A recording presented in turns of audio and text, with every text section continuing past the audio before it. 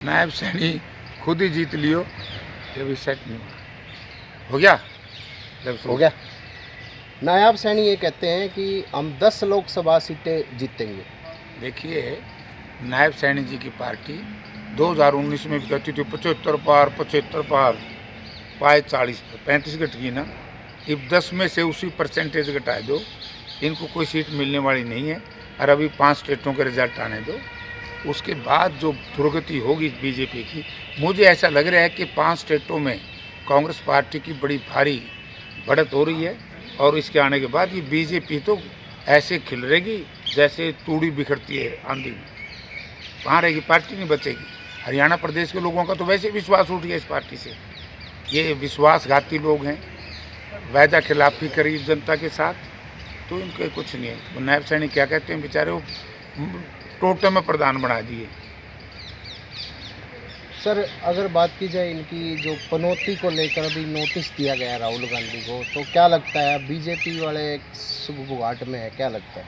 देखिए, जो कमज़ोर प्रवृत्ति के लोग होते हैं, जो लड़ाई में, खेल में, कबड्डी में, कुश्ती में हार जाते हैं, तो फिर फौल खेलना शुरू कर दें। तो मोदी जी की पार्टी, मोदी जी की सरकार हार चुकी है, इसलिए ये चीफ इलेक्शन कमीशन का सहारा लिया है। इससे कुछ फर्क पड़ने वाला नहीं। पनौती जो बात कही है, हालात उस वक्त इसी तरह के थे को राहुल जी ने पनौती नहीं कहा, नाम नहीं लिया। ये तो जो दर्शक थे, क्रिकेट प्रेमी थे, उन्होंने कहा कि पनौती कहाँ से आ गया, मरवा दिया देश। देखो, उस दिन हार गई, ठीक, और दूसरे तीसरे दिन फिर जीत गई, तो पनौती कह दिया तो क्या माड़ी बात है इसमें। अच्छा, मोदी जी राहुल जी के बारे में ये कैसे कह सकते हैं? देश का प्रधानमंत्री है कि मूर्खों का सरदार है? क्यों, क्या भाई, क्या क्या संवैधानिक अधिकार है, क्या हक है प्रधानमंत्री का, जिसको जो मर्जी बोले?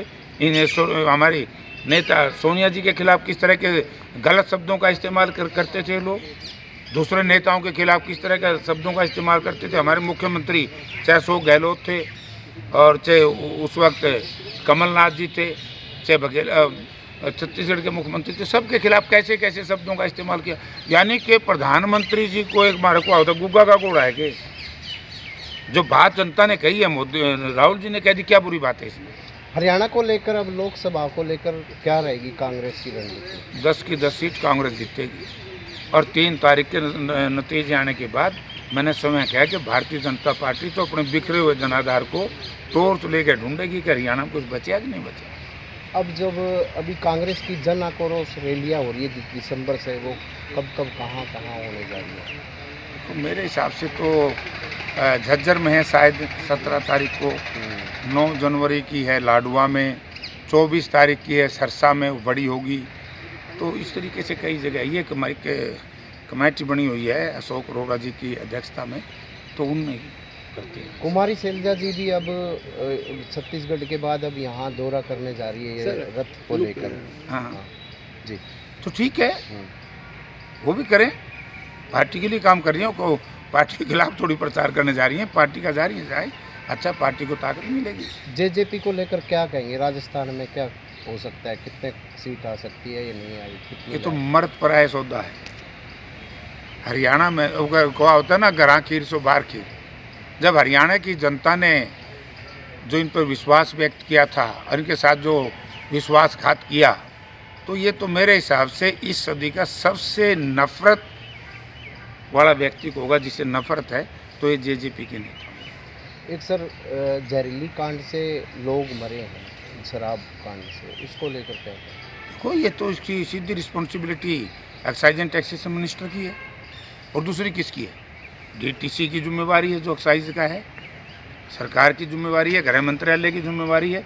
दोनों डिपार्टमेंट दोषी हैं, पुलिस और एक्साइज डिपार्टमेंट। तो मैं आश्चर्य इस बात का है कि कांग्रेस पार्टी के एक व्यक्ति जो पीसीसी के डेलीगेट थे, वो इसमें इन्वॉल्व पाए गए। कांग्रेस पार्टी ने तत्काल उनको बर्खास्त कर दिया, उदय भान जी ने। तो लेकिन मनोहर लाल जी ने अपने दोनों मंत्री एजिटीज रखे। ये तो तत्काल, वैसे तो दुष्यंत ने खुद ने इस्तीफा दे देना चाहिए था, लेकिन इनको बर्खास्त करना चाहिए था अगर इस्तीफा नहीं देते।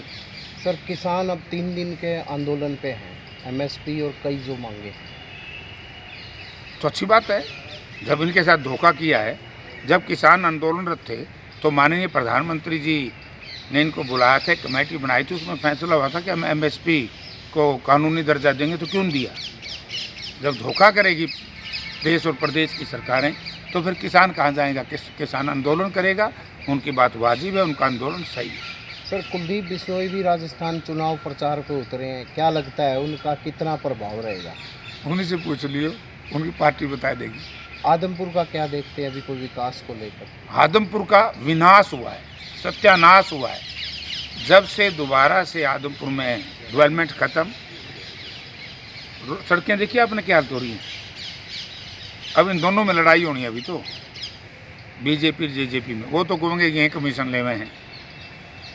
चर्चा है नियम कि B&R में 20-30% कमीशन के बिना ठेके नहीं मिलते। तो उन दोनों से पूछ रहे भाई क्या हालत, क्या ये दुर्गति क्यों है।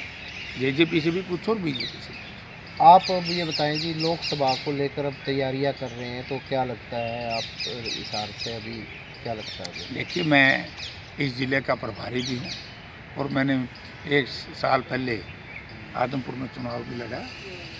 तो मेरी जिम्मेवारी है, तो मैं अपनी जिम्मेवारी निभा रहा हूँ। फैसला पार्टी करती है, पार्लियामेंट का विशेष तौर से निर्णय पार्टी हाईकमान करती है और प्रदेश के जो CLP लीडर, नेता प्रतिपक्ष और PCC प्रेसिडेंट, ये लोग मिलकर